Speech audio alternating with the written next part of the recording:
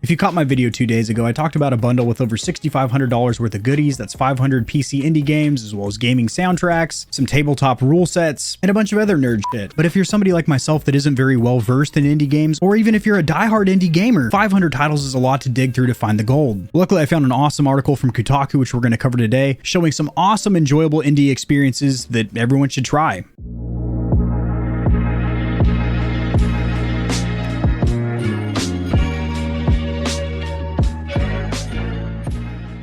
Alrighty, Stallions and Stallionettes, welcome to the Gamer Heaven. I am your host, AK40 Kevin. If you didn't catch my video from 2 days ago, that will be linked in the description below, and that is how you're going to get this bundle, with a minimum threshold of $10 unlocking 573 PC indie games and a bunch of other goodies, and all the proceeds go to 2 charities which are helping victims of the violence over there in Ukraine. Sharing my screen, this article will be cited or sourced down there in the description below, as I do anytime I cover any news in the gaming community or industry. This is from Kotaku, and this is from a handful of hours ago. So their goal was originally $2 million. I covered that 2 days ago, and they've already raised $4 million for the International Medical Corps and Voices of Children, and there are still weeks to go with this bundle being sold on their website, which is itch.io. Basically, it's a platform where indie game developers dump their games. Dump makes it sound bad. They place their beautiful masterpieces. How about that? So the bundle includes 992 items, 573 of which are indie video games. The rest are things such as soundtracks, digital books, and even tabletop game rule sets. But 573 titles is a freakish amount to dig through, especially if you're somebody that doesn't have a lot of experience with indie games. Where do you start?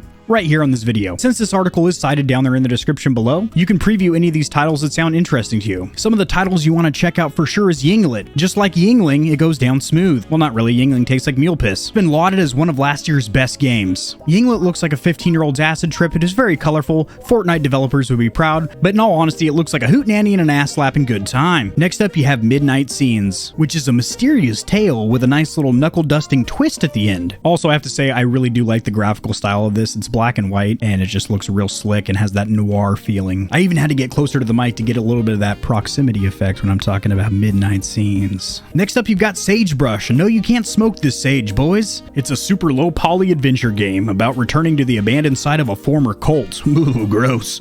Many years back, there was a massive suicide. That's not massive, and that's no laughing matter. And now you're wandering over the collapsing remains in a surprisingly sensitive, yet very harrowing narrative. Next up, you have the White Dwarf. The journalist at Kotaku doesn't explain much about it, but I do love the graphical style, and it's worth a try according to Kotaku. Then you've got Welcome to Elk. Just out on the Nintendo Switch last month, Welcome to Elk was one of 2020's best games, and somehow, people didn't even notice. What a bunch of dumb fucks. This is an absolutely stunning story of a small town Scandinavia using mixed media from point-and-click cartoon adventures of FMV film interviews. It's about death, grief, loneliness, friendship, and manages this without being morose or I don't know what that word means. I'll have to pull out my dictionary after this video. Also, it contains gaming's greatest ever minigame in which you cannot help but make beautiful music. I'm about it. Then you've got Secrets of Radicon. I believe I'm pronouncing that correctly. Probably not. You play as a bird in a polygonal world, and your job as a bird is sure enough to flap them wings and fly around. What's important here is just how well that flying works, making its puzzles and collectibles a pleasure to play. And I'm all about pleasure. It'd be a cardinal sin to pass up on that game. Next up, you'd be a slapped-ass fool to not play Batarandabad, the Testament of the Testes. Or I'm sorry, that's Bat Brain, the Testament of the Primordials. It's an exploration platforming game that lets you choose the difficulty. That's a nice feature. But it can go all the way up to a tough-as-nail impossibility if you hate yourself and you're an Elden Rings or Souls-like fan. But you can set the game to slow motion or bump up your attack and make healing far more effective. It's a game that trusts you to pick the setup that works for you. I wouldn't trust you with that ability, but the game does. Next up, we got Gut Whales, and I put a whale in her gut. Guess what? It's a roguelike, meaning if you die, just uninstall the game, reinstall it, and start her over again. And much like herpy flare-ups, it never ends. This game was built in only a month. A lot of crystal meth was being done by the development team.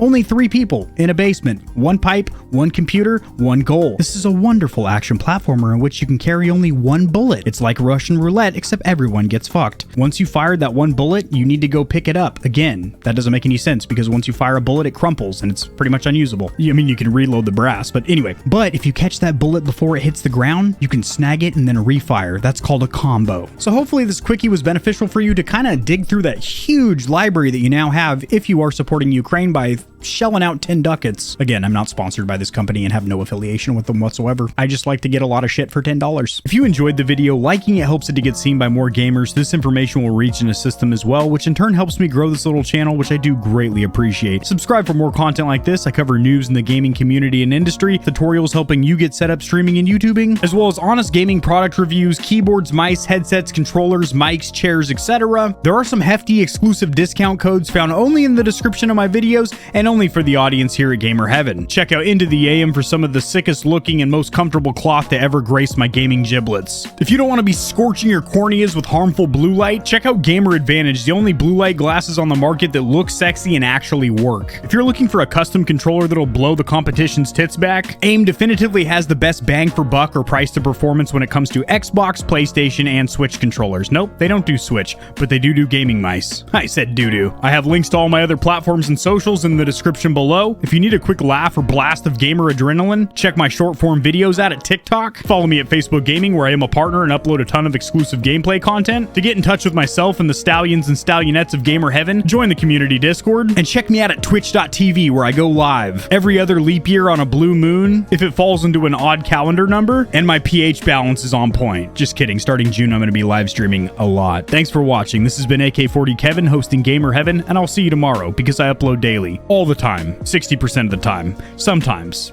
Most of the time. Peace.